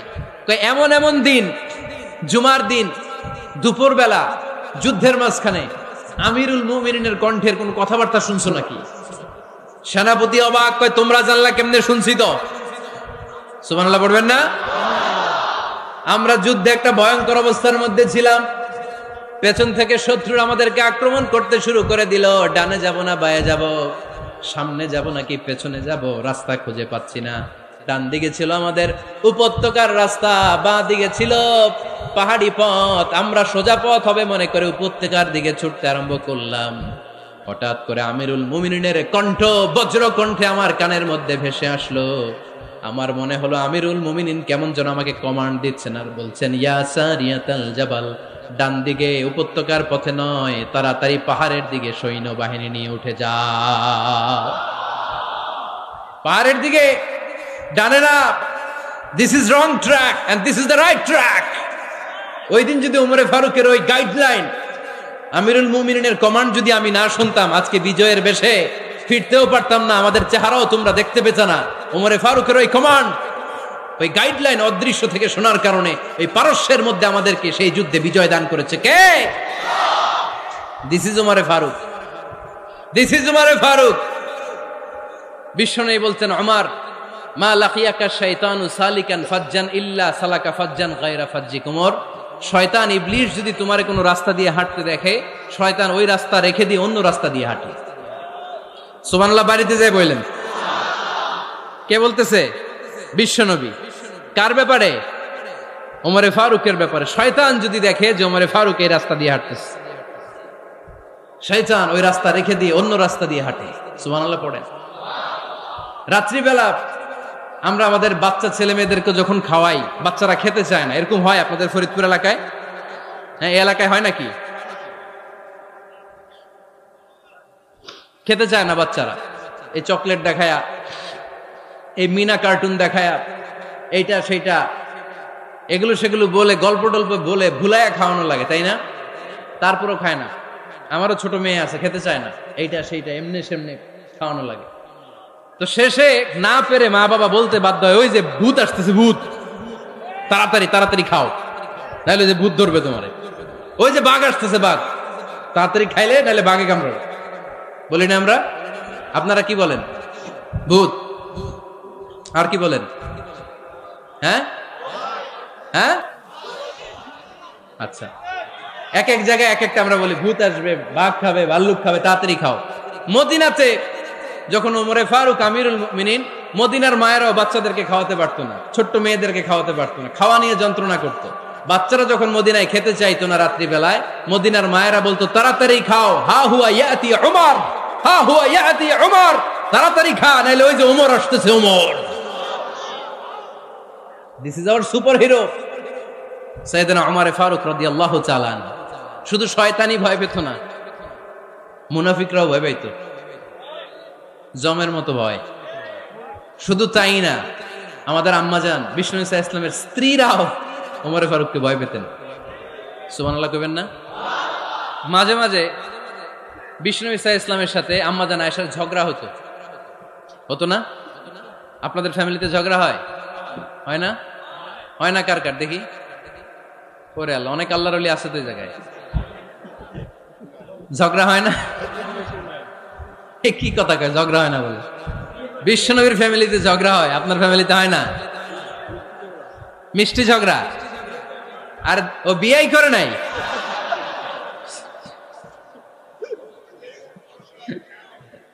ঝগড়া তো হবেই, দাম্পত্য জীবনের মজাটাই তো এখানে। কখনো ঝগড়া, কখনো আনন্দ, একটু বৃষ্টি, একটু রোদ, একটু হাসি, একটু কান্না, ভালো লাগা ভালোবাসা শেয়ার করে নেয়া, মিলেমিশে একাকার হয়ে যাওয়া, ঠিক কিনা? তো আল্লাহর হাবিব সাল্লাল্লাহু আলাইহি ইসলামের সাথে আম্মাজান আয়েশার ঝগড়া হতো। তো একদিন ঝগড়া হয়ে দুইজন রেগে আছে। খবরদার, দুইজন রেগে থাকবেন না আবার। একজন রাগলে আরেকজন থেমে যাবেন, কারণ এই ছোট্ট ঝগড়া থেকে এটা অনেক সময় বিচ্ছেদের দিকে গড়ায়। আমার প্রিয় ফরিদপুরবাসী, ভাবি রেগে গেলে আপনি রাইগেন না, ওই দিন আপনি একটু ঠান্ডা থাকেন। আবার আপনি রেগে গেলে, আমার মাইকের আওয়াজ যদি ভাবিরা শুনেন, আপনারা রেগে যায় না, একটু ঠান্ডা থাকবেন। দুইজনে রেগে গেলে তো তৃতীয় বিশ্বযুদ্ধ শুরু হবে, তাই না?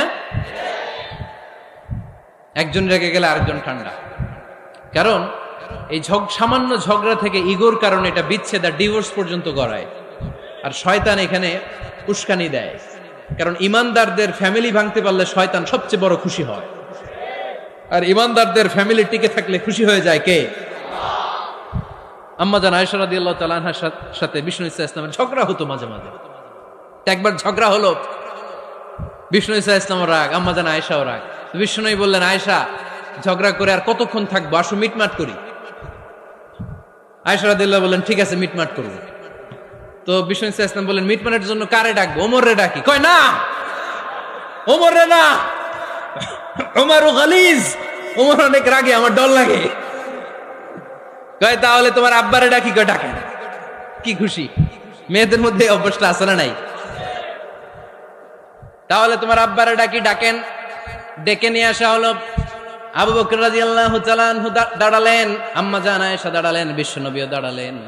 বিশ্বনবী বললেন, আয়েশা, তোমার আব্বা আসছে, এবার ঘটনা খুলে বলার পালা। তুমি বলবা নাকি আমি বলবো? আম্মাজান আয়েশা বললেন, আপনি বলেন, তবে ওয়ালা তাকুল ইল্লা হাক্কান, যেটা ঘটছে ওইটাই বললেন, মিথ্যা কথা কইেন না।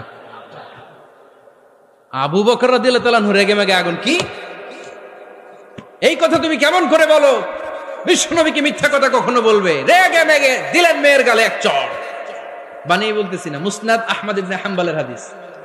বাবার হাতের থাপ্পড়কে আম্মাজান আয়েশা উল্টে বললেন। সাইয়েদনা আবু বকর রাগে গড়গড় করছেন, আবার মারার জন্য তেড়ে গেলেন। এবার বাঁচার জন্য আম্মা জান আয়েশা বিশ্বনবীর পিছনে যে আশ্রয় নিলেন, বিশ্বনবী বাঁচানোর জন্য দুই হাত মেলে দাঁড়িয়ে গেলেন। পড়েন সুবহানাল্লাহ। বিশ্বনবী যখন দুই হাত মেলে দাঁড়িয়ে গেলেন, সাইয়েদনা আবু বকর রাদিয়াল্লাহু আনহু থেমে গেলেন।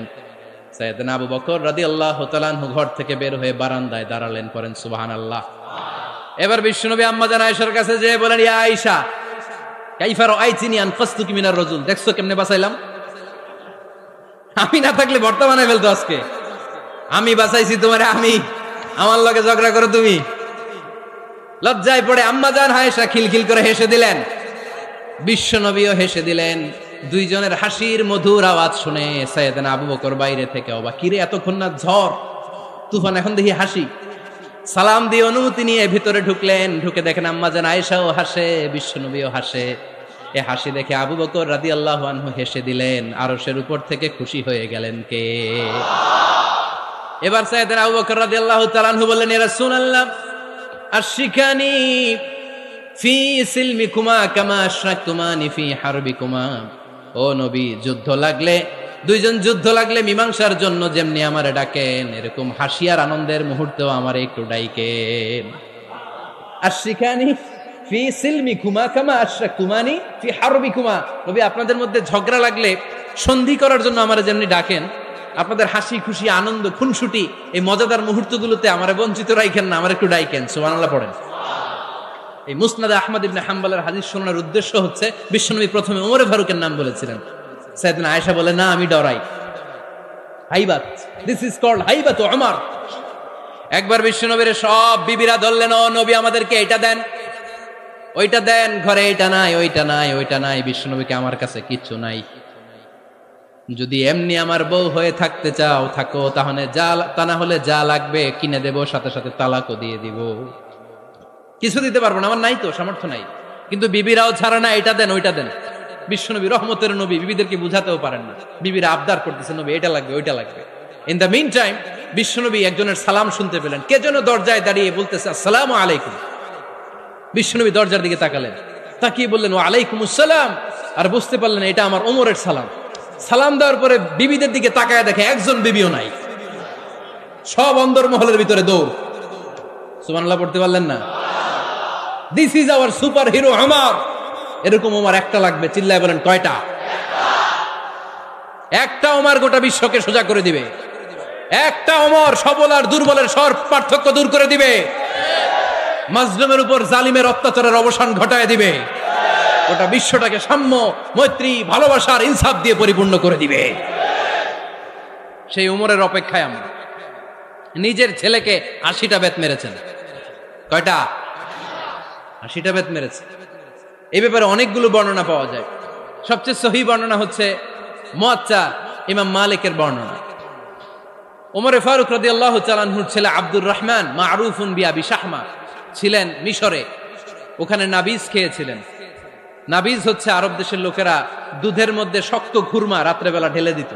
ঢেলে দিলে সারা রাত ওই খুরমার রসটা দুধের সাথে মিশে দুধটা লাল হয়ে যেত। এটারে সকালবেলা খেত, খুব সুস্বাদু। এটাকে বলে নাবিজ। কিন্তু এটা রাতে ভিজাইলে সকালেই খাইতে হয়, রেখে দিলে আবার একটু সমস্যা হয়। এটা অনেকটা তারির মতো হয়ে যায়, মাতলামি চলে আসে। তো ওমরে ফারুকের ছেলে নাবিজ খেয়েছেন, মদ খাননি, নাবিজ। কিন্তু নাবিজ খাওয়াতে সাকরান চলে এসেছে। সাকরান চলে আসাতে এটা যখন প্রমাণিত হয়েছে, আমর ইবনুল আস রাদিয়াল্লাহু তাআলা আনহু নাকি 80 বেত মেরেছেন মিশরে। কয় বেত? নিয়ম হচ্ছে সবার সামনে, কিন্তু সবার সামনে না মেরে একটু গোপনে মেরেছে। এই তথ্য যখন ওমরে ফারুকের কাছে এসেছে, উনি বললেন, না, মারতে হবে সবার সামনে, আলাদা মারলা কেন? ও মদিনায় ফিরে আসলে আমি আবার 80টা মারব। মদিনায় ফিরে আসার পরে সাইয়েদনা ওমরে ফারুক ওই আগের 80টারে আর ধরেন নাই, নিজ হাতে আবার 80টা বেত মেরেছেন। এই বেত মারার 1 মাস পরে এই আবু শাহমা ইন্তেকাল করেছে। অনেক ঐতিহাসিক বলে এই বেতের আঘাতে মরেছে, কেউ কেউ বলেছে নিজের রোগের কারণে মরেছে। কিন্তু দিস ইজ দ্য ইনসাফ সিস্টেম অফ ওমর। নিজের ছেলে বলে ছেড়ে দেয় নাই। এখন নিজের ছেলে হইলে 7 খুন মাফ, নেতার ছেলে হইলে 10 খুন মাফ, এলাকার মোড়লের ছেলে হইলে 10 খুন মাফ। নো পার্সিয়ালিটি ইন ইসলাম। ইসলামে পার্সিয়ালিটি নাই। আপনি নেতার ছেলে হন, আপনি বিজনেস ম্যাগনেটের ছেলে হন, আপনি যেই হন না কেন, ইসলামের দৃষ্টিতে সবাই সমান। চিল্লায় বলেন ঠিক কিনা? বনু মখজুমিয়া গোত্রের এক নারী চুরিতে ধরা পড়ল। সাহাবারা বললেন, নবী মদিনার সবচেয়ে ভেরি প্রেস্টিজিয়াস এন্ড ডিগনিফাইড ফ্যামিলির মেয়ে, আপনি হাত কাটেন না, কারণ ইসলামের নিয়ম চুরি করলে কি কেটে দাও। বিষ্ণু বললেন, বলো কি, হাত না কাটার জন্য তোমরা আমাকে রেকমেন্ড করছো? এটা আল্লাহর আইন, পৃথিবীর কেউ রেকমেন্ড করলো শোনার ক্ষমতা আমার নাই, কারণ আইনটা দিয়েছে কে? লাউ কানাত ফাতিমাতু বিনতি মুহাম্মাদিন সারাকাত লাকাতা মুহাম্মাদুন ইয়াদাহা। আরে বনু মাকসুমিয়া মেয়ে তো দূরের কথা, আমার কলিজার টুকরা ফাতেমাও যদি আজ চুরিতে ধরা পড়তো, তার হাত কেটে দিতে আমি 1 মিনিটও দেরি করতাম না। দিস ইজ ইসলাম। এই হচ্ছে ওমরে ফারুকের মানাকিব। এরকম ওমরে ফারুক কয়টা লাগবে? আওয়াজ করে বলতে হবে, কয়টা লাগবে? একটা লাগবে। এই সাইয়েদনা ওমরে ফারুক মদিনার প্রথম চিফ জাস্টিস ছিলেন। সর্বপ্রথম উনার পরামর্শে সাইয়েদনা আবু বকর রাদিয়াল্লাহু তাআলা আনহু কোরআনকে সংকলন করেছেন। আমরা এই যে কোরআন পড়ি 30 পারা, এমদাদিয়া লাইব্রেরির 114টা সূরা, কত সুন্দর সন্নিবেশ করা হয়েছে, এখানে সাজানো হয়েছে। আল্লাহর হাবিব সাল্লাল্লাহু আলাইহি ওয়াসাল্লামের সময় কি এরকম কোরআন ছিল নাকি? ছিল না। খেজুর পাতার মধ্যে, গাছের বাকলের মধ্যে, ওটের বড় হাড্ডির মধ্যে আর পাথরের মধ্যে খোদাই করা কোরআন ছিল। সাইয়েদনা আবু বকরের সময় রাদিয়াল্লাহু তাআলা আনহুর সময় যুদ্ধ হলো, 70 জন হাফেজ সাহাবী ইন্তেকাল করলেন। সাইয়েদনা আবু বকর রাদিয়াল্লাহু তাআলা আনহুকে ডেকে ওমরে ফারুক বললেন, ও আবু বকর, এইভাবে হাফেজে কোরআন সাহাবীরা যদি দুনিয়া থেকে বিদায় হয়ে যায়, আল্লাহর কোরআনও তো বিদায় হয়ে যাবে। আমার পরামর্শ হলো আপনি সব বয়োজ্যেষ্ঠ সাহাবীদেরকে একসাথে করে কোরআনের সব কাগজগুলোকে একসাথে করে একটা নির্ধারিত কপির মধ্যে কোরআনকে সংকলন করে ফেলেন। সাইয়েদনা আবু বকর বললেন, যেটা আমার নবী করে না, এটা আমি কেমনে করি? কিন্তু ওমরে ফারুক নাছোড়বান্দা বলে না, এটা করলে কোনো খারাপ হবে না, ভালোই হবে। মুসলিম উম্মার জন্য এক জায়গায় কোরআন সন্নিবেশিত থাকবে, আপনি করেন। সাইয়েদনা আবু বকর রাজি হয় না, ওমরে ফারুকও ছাড়ে না। ওমরে ফারুক বলতে বলতে বলতে বলতে এমন ভাবে সাইয়েদনা আবু বকর রাদিয়াল্লাহু তাআলা আনহুকে ধরলেন, সব শেষে সাইয়েদনা আবু বকর ওমরে ফারুকের কথায় কোরআন সংকলনে রাজি হয়ে গেলেন। পড়েন সুবহানাল্লাহ। উনি বললেন, ওমর যখন আমাকে বারবার বুঝাতে লাগলো, আল্লাহ তাআলা আমার হৃদয়টা ওমরের কথা শোনার জন্য খুলে দিলেন। আল্লাহ তাআলা কেমন যেন আমাকে ইলহাম করলেন, আবু বকর করো, এই কাজের মধ্য দিয়ে আমি আমার কোরআনকে গোটা বিশ্বে জীবিত রেখে দেব। This is Omar. এই যে আমরা হিজরি সনের যে আমরা গণনা করি, এই হিজরি সনের প্রবর্তক হচ্ছে সাইয়েদনা ওমরে ফারুক। সাইয়েদনা ওমরে ফারুক এই হিজরি সনের গণনা শুরু করেছেন। সাহাবারা বলল, আমিরুল মুমিনিন, খ্রিস্টানদের ঈসাই সন আছে, আমাদের মুসলমানদের কোনো সন নাই। আমাদের একটা সন থাকলে আমাদের জিজিয়া নিতে, আমাদের যাকাতের টাকা উত্তোলন করতে অনেক সুবিধা হবে।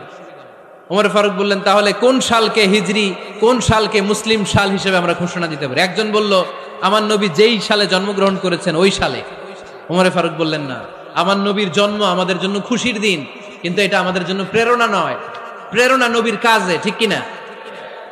আরো কিছু সাহাবারা বলল, তাহলে যেই সালে আমার নবী ইন্তেকাল করেছে ওইটারে প্রথম সাল ধরেন।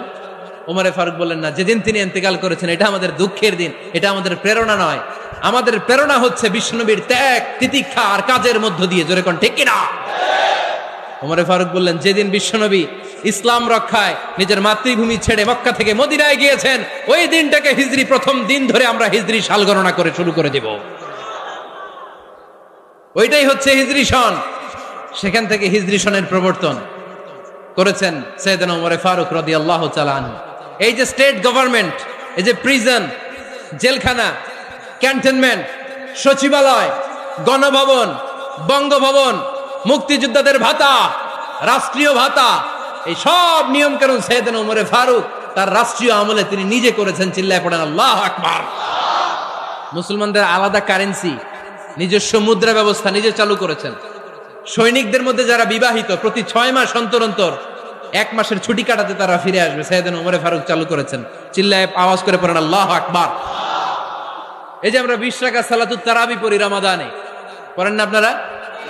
এটা সাইয়েদনা ওমর ফারুক চালু করেছে। সুবহানাল্লাহ পড়তে পারলেন না? কোরআনে মোট 22টা আয়াত আছে যেখানে সাহাবারা ইনডিসিশনে ভুগছিলেন। বিশ্বনবীর মত একটা, ওমর ফারুকের মত আর একটা। এই 22 জায়গায় আল্লাহ তাআলা বিশ্বনবীর মতের পক্ষে আয়াত নাজিল না করে ওমরে ফারুকের মতের পক্ষে করোনার আয়াত নাজিল করেছেন। আওয়াজ করে পড়েন আল্লাহু আকবার। এদিকে উঠলেন কেন আপনারা? যারা উঠছেন আমার দিকে তাকান।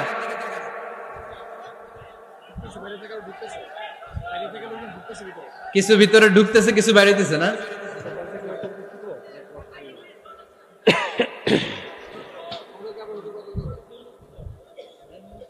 সাইয়েদনা ওমর ফারুক, আমরা সাহাবীদের জীবন চরিত পড়তে চাই না, কত যে অনুপ্রেরণামূলক দৃষ্টান্ত সাইয়েদনা ওমর ফারুক আমাদের জন্য রেখে গিয়েছেন।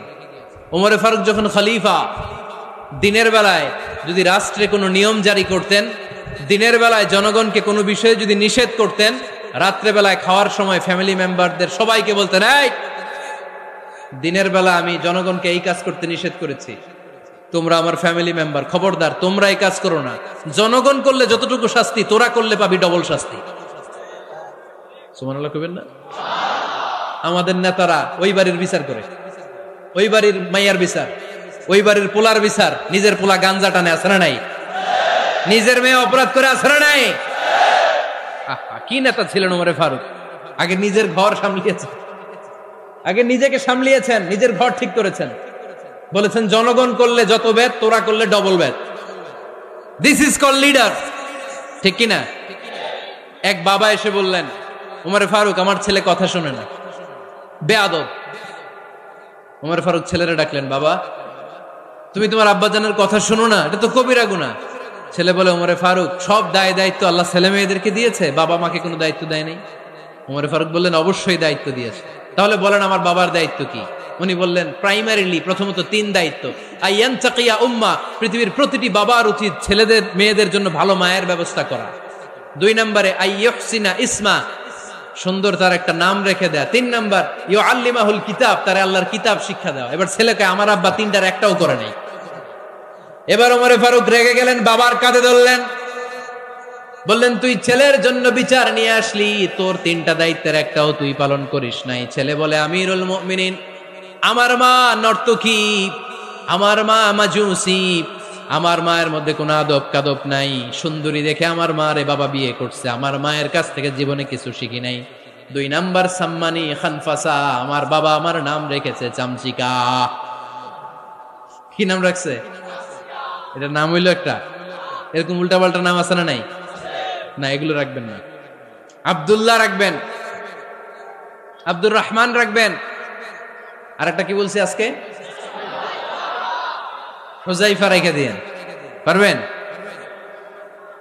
ওয়ালাম ইউআল্লিমনি হারফাম মিন কিতাবিল্লাহ, আমিরুল মুমিনিন। শুধু তাই না, আল্লাহর কোরআনের একটা অক্ষর আমার বাবা কোনোদিন আমারে শিক্ষা দেয় নাই।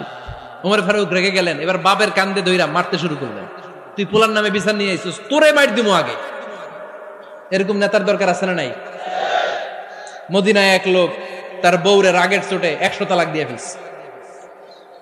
কয় তালাক দেয়ার নিয়ম? কয়টা দিছে? কয়টা?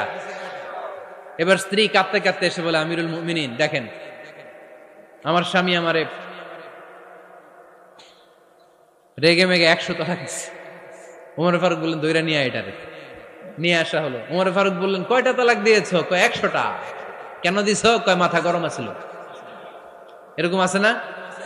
তালাক দেওয়ার সময় সব তালাক, তুই তালাক, তোর মা তালাক, তোর বোন তালাক, সব তালাক। তালাক দিবে ওয়াইফ রে, দিতেছে সবাই রে। ওমর ফারুক বললেন, দিবে 3টা, 100টা দিলা কেন? কয় মেজাজ গরম ছিল। কয় দাঁড়া, আত-তালাকু মিন শাআইরিল্লাহ, তালাক হচ্ছে আল্লাহর দেয়া বিধানের একটা নিদর্শন, এটা নিয়ে তুই খামখেয়ালি করলি। আমার রায় শোন, আমার রায় হচ্ছে 3 তালাকে তোর বউ তালাক, বাকি 97 তালাক তোর পিঠের উপরে পড়বে। এরকম বিচারের দরকার আছে না নাই? এরকম দৃষ্টান্তমূলক বিচার যদি বাংলার জমিনে দেয়া হতো, আর কোন নারী ধর্ষিতা হতো? আর কোন নারীকে অ্যাসিড মারা হতো? আর কোন নারী যৌতুকের জন্য কান্না করতো? একটা আমল লাগবে, বেশি না। মক্কা, মদিনা, এই 7 জায়গায় 7 জন গভর্নর পাঠিয়েছেন, তাদের থেকে তথ্য নিতেন। এই গভর্নর সিস্টেম উনি বানিয়েছেন। সাইয়েদনা আমর ইবনে আল আস রাদিয়াল্লাহু তাআলা আনহুকে পাঠিয়েছেন মিশরে। মিশরে একটা দৌড় প্রতিযোগিতা হতো। মিশরি বলে, আমার মাল্লা কেন? তুমি খেলায় পারো না, আমারে মাল্লা কেন? কয় আনা ইবনুল আকরামিন, আমি গভর্নরের পোলা, আমি যা বলবো এটাই হবে, আমার উপরে কথা নাই। মিশরি ওইখানে আর ঝগড়া বাঁধায় নাই, মনে দুঃখ নিয়ে মদিনায় চলে আসলেন। এসে বললেন, আমিরুল মুমিনিন, আপনি আমর ইবনুল আস রাদিয়াল্লাহু তাআলা আনহুকে মিশরের গভর্নর বানিয়ে পাঠিয়েছেন। একটা প্রতিযোগিতায় আমি চ্যাম্পিয়ন হয়েছি, ওনার ছেলে হয়েছে রানার আপ। কেন সে চ্যাম্পিয়ন হতে পারে নাই? এই কারণে আমার মাথায় লাঠি দিয়ে 3টা বাড়ি মেরেছে। বিচারটা দিছে কার দরবারে? কথা বুঝেন নাই বোধহয়? ওমরে ফারুকের দরবার। ওমরে ফারুক বললেন, যাই, আগামী বছরের অমুক তারিখ আমি সব গভর্নরদেরকে ডেকে হিসাব নিতে, ওই দিন তুই থাকবি। পারবি না? মিশনে বলে, পারবো মানে অবশ্যই পারবো। ওই দিন 7 রাজ্য থেকে 7 গভর্নর হাজির, গভর্নরদের ছেলেরাও হাজির, মিশরীয় হাজির। 7 গভর্নরের কাছ থেকে 7 এলাকার খোঁজ খবর নেয়ার পরে ওমরে ফারুক বললেন, আইনাল মিসরি, মিশরি লোকটা কই, এদিকে আয়। মিশরি সামনে আসার পরে বলল, আমর ইবনুল আস, তুমি মিশরের গভর্নর, তোমার ছেলে সহ তুমি আসো। আমর ইবনুল আস এসে সামনে বসে রইলেন। এবার বললেন, ও আমর ইবনুল আসের ছেলে, তুমি নাকি ইবনুল আকরামিন গভর্নরের ছেলে, তুমি যা বলবা মিশরে নাকি তাই হবে, তোমার নাকি অনেক দাপট। নিজে একটা লাঠি এনে মিশরীর হাতে দিয়ে বলল, এবার তোর মাথায় যতটা মারছে তুই ততটা গুনে গুনে মার, আমি দেখবো। আমর ইবনুল আস দেখবে, আমর ইবনুল আসের ছেলেরে তুই এখানে মার। সে বলতেছে, থাক, আপনি বলছেন এতেই যথেষ্ট, মারা লাগবে না, আমি মাফ করে দিলাম। ওমরে ফারুক বলল, খবরদার, মার, মার ওর মাথার মধ্যে। মিশরি ওমরে ফারুকের ধমক শুনে ভয়ে ভয়ে 3টা বাড়ি মারল। এই বাড়ি মারা দেখেও ওমরে ফারুকের হৃদয় ঠান্ডা হয় নাই। লজ্জায় আমর ইবনুল আস, বয়স হয়ে গিয়েছে সাহাবা, মাথা তখন টাক, মাথায় চুল নাই, লজ্জায় মাথাটা হেট হয়ে মাথাটা নিচু করে রেখেছে। এবার রাগের চোটে ওমরে ফারুক বললেন, এবার আমর ইবনুল আসের টাক মাথার মধ্যে একটা মার, মার। কেন ছেলেকে শিক্ষা দিতে পারে নাই? ইয়া আমর ইবনুল আস, মাতা জাআলতুমুন নাস আবিদা, জনগণ তাদেরকে দেখভাল করার জন্য তোমাদেরকে পাঠানো হয়েছে, তাদের উপর কোনো অত্যাচার করার জন্য নয়। চিল্লায় বলেন ঠিক কি না? এরকম নেতা কয়টা লাগবে? কয়টা? ওই নেতার নাম কি? ওমর। হ্যাঁ, হুয়া ইয়াতি ওমর। 22 জায়গায় বিশ্বনবী কয় একটা, ওমরে ফারুক বলে আর একটা।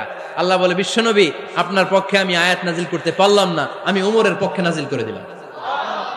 বিশ্বনবী বলতেন, ইন্নালি কুল্লি উম্মাতিন মুহাদ্দাস, সব উম্মতের মধ্যে, সব নবীর উম্মতের মধ্য থেকে একজন করে আল্লাহ তাকে মুহাদ্দিস বানাতো। মুহাদ্দিস না, মুহাদ্দাস।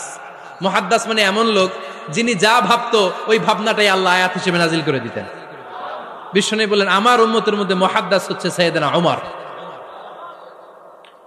মদিনার সবচেয়ে বড় মুনাফিকের নাম আব্দুল্লাহ ইবনে উবাই ইবনে সালুল, সব মুনাফিকদের সরদার। কিন্তু এই মুনাফিকের ছেলেটা হলো পাক্কা ইমানদার, এই ছেলের নাম হলো আব্দুল্লাহ। আওয়াজ করে বলেন, ছেলের নাম কি?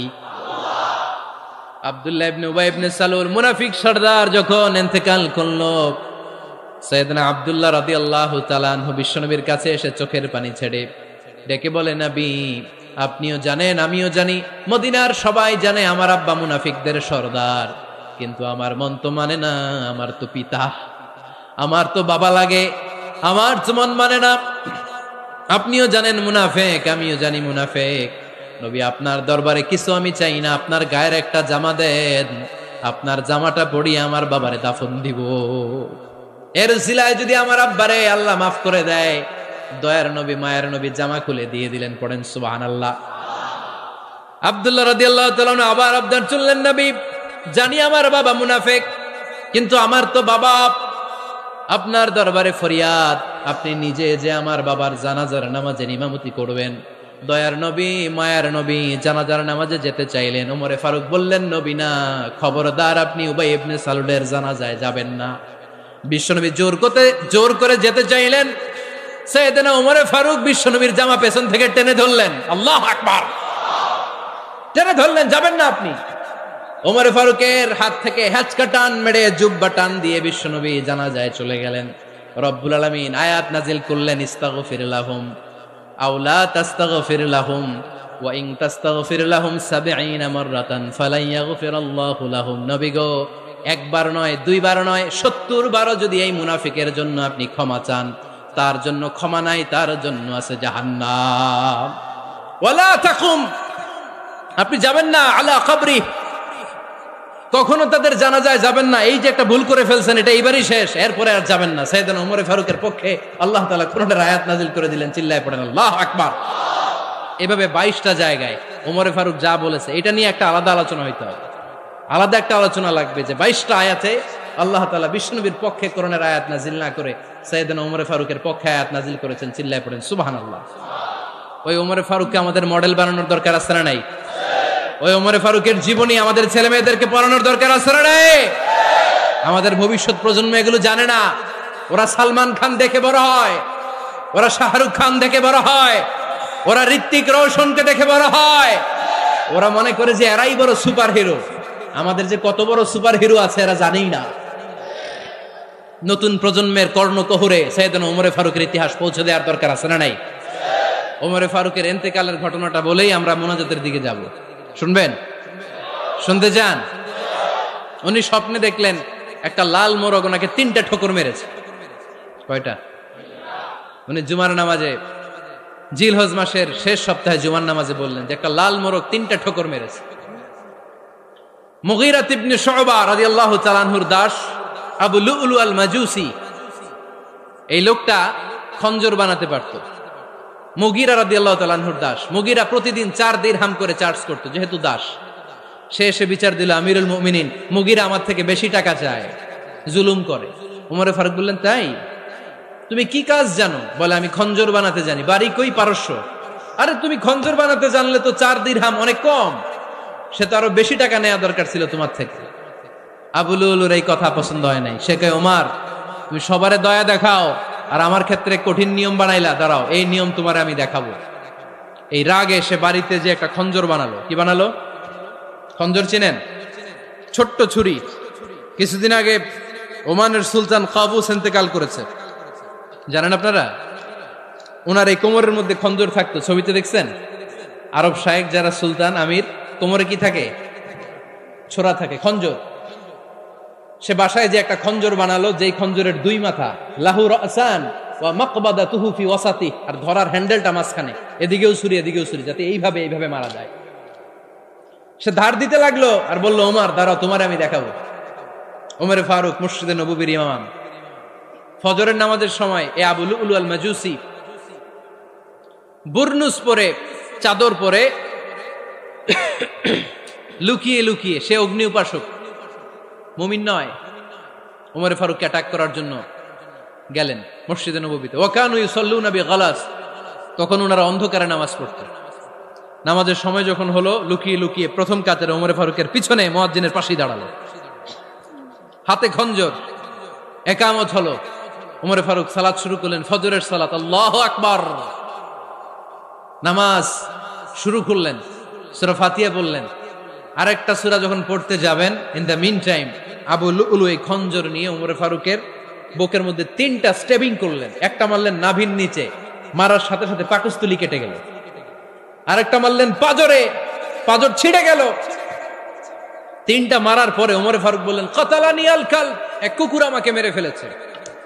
পেছন থেকে এক সাহাবীকে টান মেরে সামনের দিকে নিয়ে গেলেন, তুমি নামাজের ইমামতি করাও।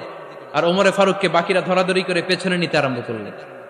আর এই আত্মাই আক্রমণ যে করেছে, সে কাতারের মাঝখান দিয়ে যেতে আরম্ভ করলো আর 2 দিকে ছুরি মারতে আরম্ভ করলো।